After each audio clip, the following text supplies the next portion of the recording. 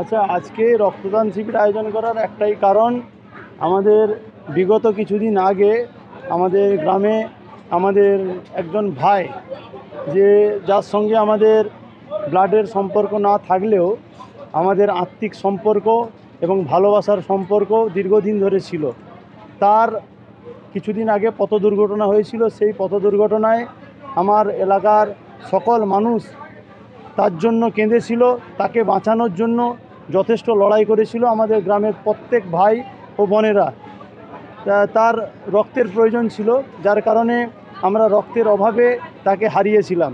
তো তাই সেই যন্ত্রণা, সেই কষ্ট আমাদের গ্রামবাসীকে, এলাকাবাসীকে প্রচুরভাবে ব্যথিত করেছিল, যার কারণে আজকে আমরা আগামী দিনে আমাদের ফারিক ভাইয়ের মতো যেন আর কোনো ভাই বা বোন রক্তের অভাবে পৃথিবী ছেড়ে না চলে যায়, আমরা আমাদের চেষ্টা সারা জীবন করে যাব। বাকি বাঁচানোর দায়িত্ব ভগবান বলুক, আল্লাহ বলুক, তিনি তার বাঁচাবেন, কিন্তু আমাদেরকে চেষ্টা করে যেতে হবে।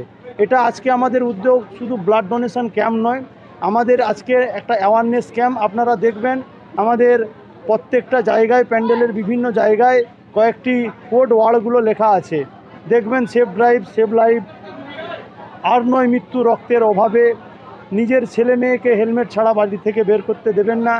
এই জিনিসগুলো প্রত্যেক পরিবারের ছেলে মেয়ের জন্য আমরা আমাদের সবার ক্ষুদ্র প্রচেষ্টা একটা বৃহৎ জায়গায় যেয়ে পৌঁছাবে।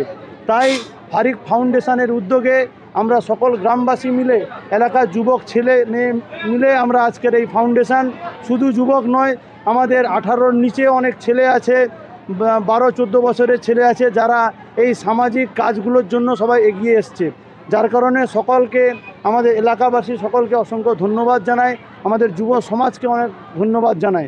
এবং আগামী দিনে প্রত্যেক বছর আমরা 15ই আগস্ট এই ফারিক ফাউন্ডেশনের উদ্যোগে ফারিক ভাইয়ের স্মৃতির উদ্দেশ্যে আমরা 15ই আগস্ট এই মসজিদ প্রাঙ্গণের সামনে একটা বড় ধরনের ব্লাড ডোনেশন ক্যাম্প, শুধু রক্তদান শিবির নয়, এটা একটা সচেতনমূলক বার্তা, এটা আমরা এলাকাবাসী থেকে শুরু করে সব জায়গায় ছড়িয়ে দেওয়ার চেষ্টা করব। এই ক্ষুদ্র প্রচেষ্টা আমাদের ফাউন্ডেশনের পক্ষ থেকে, এই উদ্যোগে আজকে আমাদের যুব সমাজকে নিয়ে একটা ফাউন্ডেশন গঠন করেছি। এর কাজ হচ্ছে সামাজিকমূলক কাজ, এবং এরপরে আমরা বিভিন্ন সময়ে, যেমন চক্ষু পরীক্ষা শিবির থেকে শুরু করে স্বাস্থ্য পরীক্ষা শিবির, সব রকমেরই ব্যবস্থা করব। আমাদের ফাউন্ডেশনের অনেক কিছু আমাদের কর্তব্য থেকে শুরু করে দায়িত্ব আছে, এবং আমাদের অনেক কিছু ইচ্ছা আছে, যেটা আগামী দিনে আমরা পরে নিউজের মাধ্যমে জানাবো। আমি চাই আমার এই ফাউন্ডেশনের পক্ষ থেকে আমরা বছরে 500 থেকে 700 প্যাকেট ব্লাড কালেকশান করা। আমি এলাকার যুবক সম্প্রদায় এবং যারা সোশ্যাল কাজে যুক্ত তাদেরকেও বলবো, আপনারা আমাদের সঙ্গে থাকুন। আমরা এই ফারিক ফাউন্ডেশনের উদ্যোগে এলাকায় এলাকায় সবাইকে যাব, অনুরোধ করব, আপনারা ব্লাড ডোনেশন ক্যাম্প করুন। আপনাদের এক বোতল রক্ত অন্য একজনের জীবন বাঁচানোর জন্য যথেষ্ট সহযোগিতায়। তাই রক্তদান জীবনদান, এটাই হচ্ছে আমাদের মূল লক্ষ্য। আমার নাম শেখ হাফেজ আলী।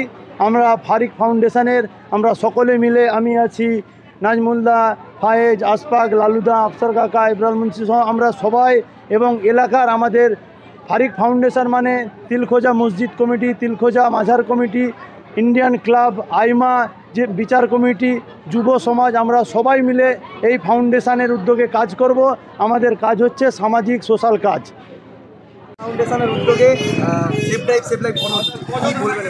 ফারিক ফাউন্ডেশনের কর্মকর্তারা আজকে আমাদের খেজুরতলা বাজারে ময়না ওসি সাহেবের নেতৃত্বে আমাদের পঞ্চায়েত সমিতির কর্মাধ্যক্ষ, শিক্ষা কর্মাধ্যক্ষ, পূর্ব মেদিনীপুর জেলা পরিষদের বনভূমি কর্মাধ্যক্ষ সহ আমাদের বনভূমি কর্মাধ্যক্ষ, ময়না পঞ্চায়েত সমিতি সহকারী সভাপতি, ময়না পঞ্চায়েত সমিতি, তিলখোজার স্কুলের প্রধান শিক্ষক এবং তিলখোজা স্কুলের অন্যতম শিক্ষক সবাই, এবং পঞ্চায়েতে যারা ছিল, এলাকার বাজার কমিটি, ব্যবসায়িক সমিতি থেকে এবং স্কুলের ছাত্রছাত্রী সবাই মিলে আজকে যে ফারিক ফাউন্ডেশনের উদ্যোগে, যে ফারিক যুবক অবস্থায় যেভাবে মারা গেছে, আর যেন কেউ এই অ্যাক্সিডেন্টে এরকম মারা না যায় রক্তের অভাবে, এটা একটা সমস্যা হয়েছিল। তাই সবাই মিলে, তার স্কুলের ছাত্রছাত্রী, তিনি 10ম শ্রেণীতে উত্তীর্ণ করেছিলেন, সবাই মিলে আজকে সেই সেভ ড্রাইভ সেভ লাইফে কিছু, যাতে বিনা হেলমেটে গাড়ি কেউ না চালায়, সেটাই আজকে সবাই মিলে আজকে আমরা বার্তা দিলাম,